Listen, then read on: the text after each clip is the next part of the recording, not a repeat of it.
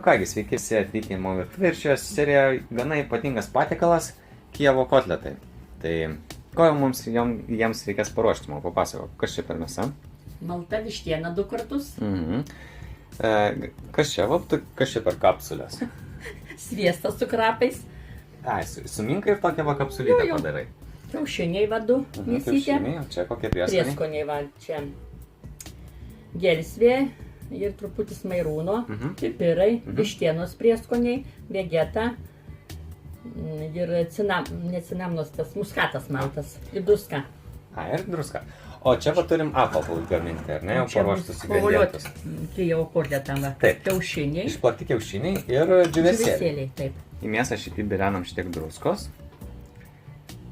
Sudedam kiaušinius. Visus prieskonius. Ir išmaišyti.